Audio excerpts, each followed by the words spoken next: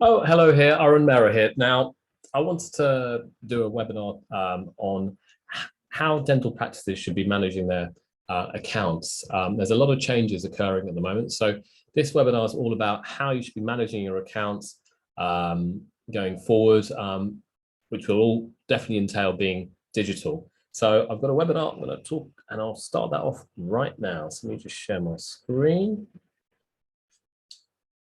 find the right one. And slides going.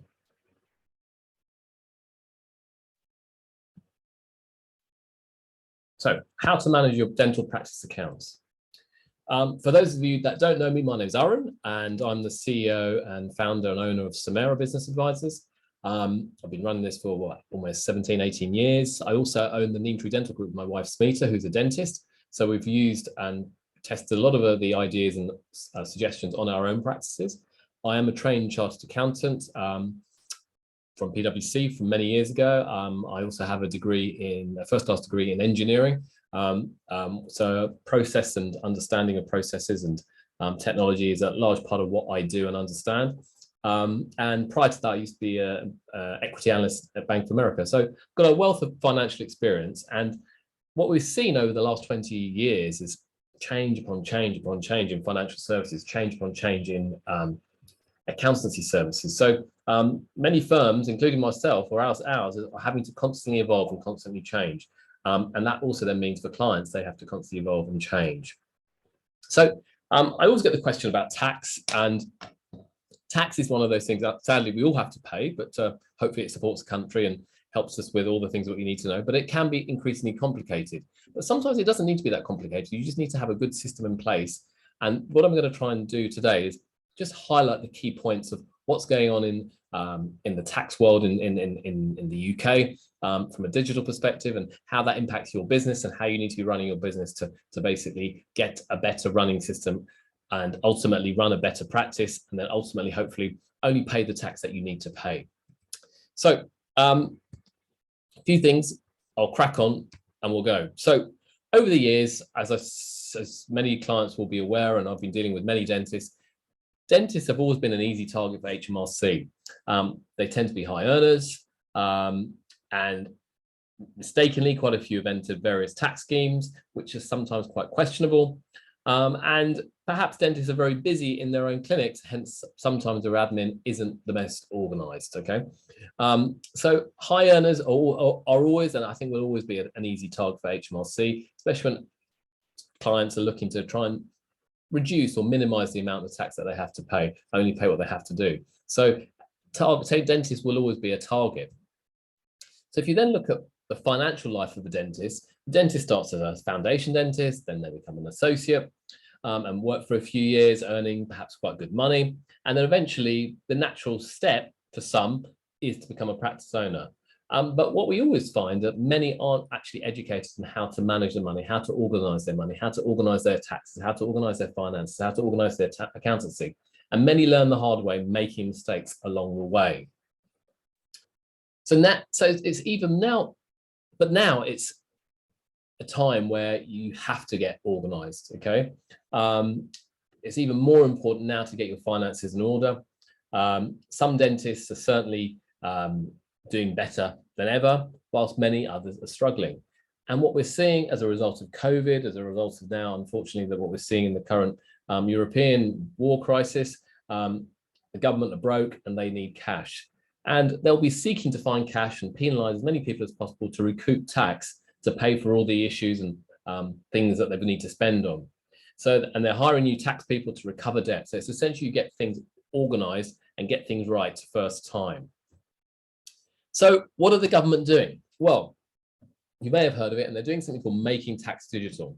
It's a 10-year government digital plan to make tax digital. So everything will be digitized. That means the idea of you sending paperwork in a shoebox or boxes to a client or in folders will be eliminated.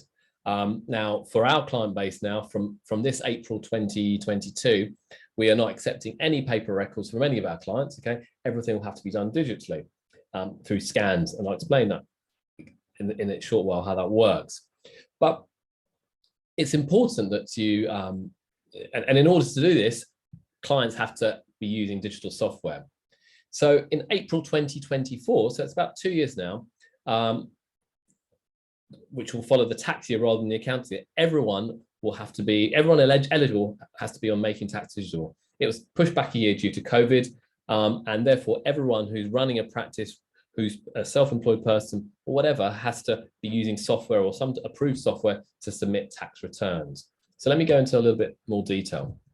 Who's that affecting? It's affecting 1.9 million self-employed businesses, landlords, if you own property, that will affect you, partnerships, that will affect those as well. So this is a major push by the government to basically turn all records and all your reporting digital. Now, dentists may be able to do this with the help of accountants, but imagine the small little corner shop or small little business, they might not have that type of system set up. So changes are happening and we just have to embrace it rather than resist it.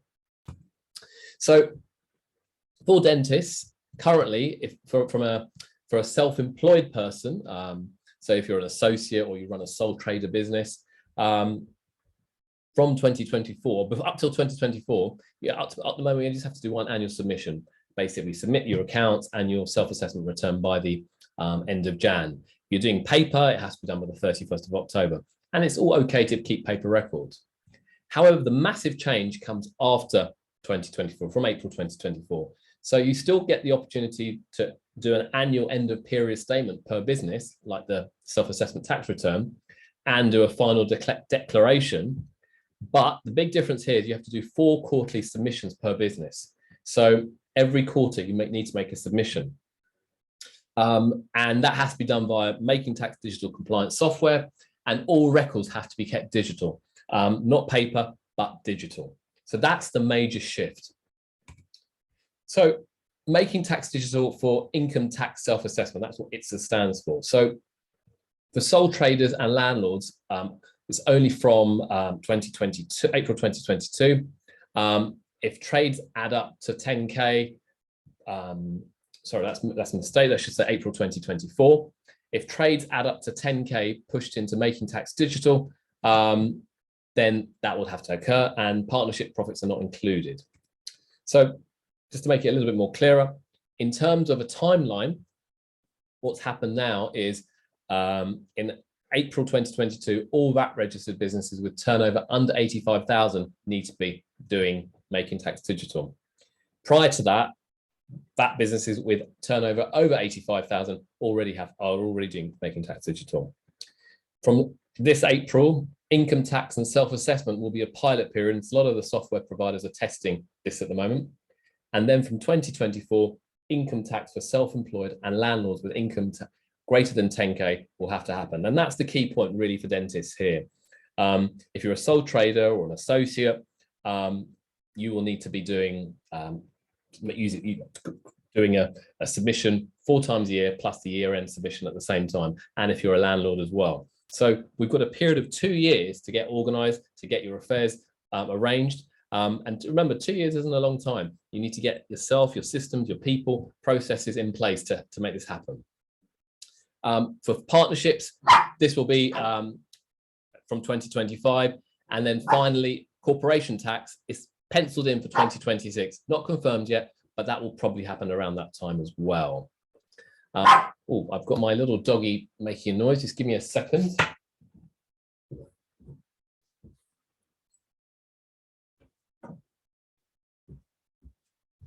So what does this all mean for your practice? Well, change. That's what it means. Significant change. Let's move on. So, firstly, you need to think about how you're going to do this. So all of your invoices you get from suppliers and utility companies and everything needs to be captured. All that information needs to be captured, but not through paper. It needs to be captured digitally. So now we use some software called HubDoc. Okay, that captures all that, and what that does is you scan the information through a scanner that captures all the information that's required, and that is then put into a bookkeeping system or posted into a bookkeeping system. So HubDoc is one part of the process. I'll show a little summary in a minute. Yeah, part of the process. Okay. But you will then need to obviously you're going completely digital, and therefore then you need to use bookkeeping software as well. So we use Xero, but there are other software providers such as QuickBooks and others out there. And what that Xero is effectively a bookkeeping package. So your bank account connects up securely to Xero. Bank reconciliations are done. All that information from Hubdoc goes into there. And then you can also then run things like management accounts, reports, and if you need to send invoices out to customers as well, that can be used as well. So the two pieces of software that we use are Xero and Hubdoc primarily to do this type of process. In addition, Payroll, whilst that's not a making tax digital requirement, more and more clients are coming on board for Payroll because of the complexity from furlough to COVID to you name it. So we use BrightPay in our bureau. It's very, very busy, always doing lots of payroll submissions for clients all the time. So let me give you, let me change this screen. Okay, I'm going to do a new share. Bear with me a second. So this is on our website, and I'll just send this to everybody afterwards. Navigating your finance function. This is the process, okay? So imagine you get a receipt or an invoice from a customer. Let's say it's a supply company who buy consumables from. You would receive that sometimes by post, but increasingly more and more clients are receiving these via email. That information is then sent to Hubdoc. Okay. Now again, that can be emailed or that can be scanned. And that document can go to Hubdoc. Then step 3 is the information is then posted into Xero by our team. Okay. And that's posted into Xero. So the invoice from the supplier. You can make a payment via bank account or Wise, and that can be updated in Xero. Okay. This is then matched. The invoice is then matched as paid in Xero and matched with the payments. Okay, through the bank account, because remember the bank account is connected to Xero as well. This is then reconciled fully at the end of each month or more regularly, so everything's reconciled. And then at the end of the day, you can produce management reports to review how you're doing. And then finally, you get to review your management reports to highlight variances for action. Now, all of this feeds then into the annual accounts. Okay, so if steps 1 to 8 is done properly, okay, and that's the key thing. It's part of it's our responsibility as accountants, but a huge responsibility is on the client side to making sure that information is being fed through. Okay, therefore then that feeds into the annual accounts process, which can then help with a quick turnaround at the end of the year. So that's a really, really important thing. And where it's gone awry in the past is that the information being sent through is scant or it's not happening on a regular basis. The key is all the information is coming through. Okay. And then once you've got that information through, the annual accounts can be done, they can be reviewed, and they can be submitted to the tax man. And then obviously a budget can then be set for the following year. Now, remember, this process I'm talking about here is an annual thing, but the principle is now, since we're going to have to do 4 submissions per year, it's the same principle. So every quarter, this should be happening to making sure that everything's submitted on time in an organized manner to HMRC. So that's the kind of gist of how it works. Let me go back to my slides. And that's the process.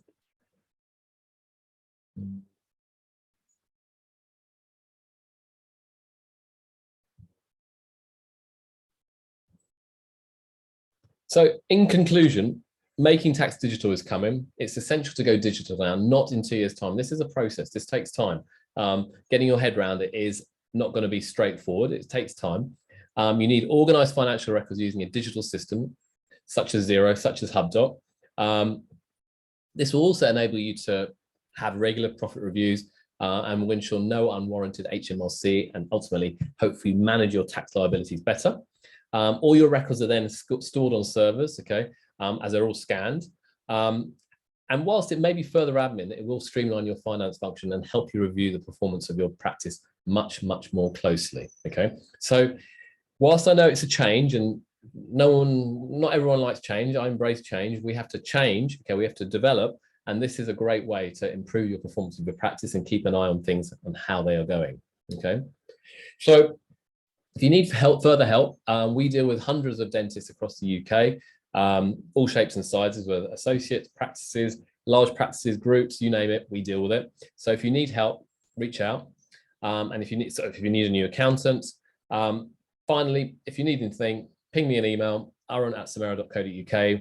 I'll be your first port of call, and then I can get the rest of the team to get involved and help there and then. Okay, you can book a free Calendly call on Zoom with myself as well. So in summary, the future, the government needs to recover what it's spent. The tax environment is getting more complex with making tax digital. HMRC want every penny, but following what you have, by following what we have discussed today, you can certainly save tax, but more importantly, manage your function better and just run a more efficient business. And ultimately, you need to keep your finances all organized. If you need help, give us a shout. We'll be delighted to help. Thanks very much. Have a good afternoon. Bye.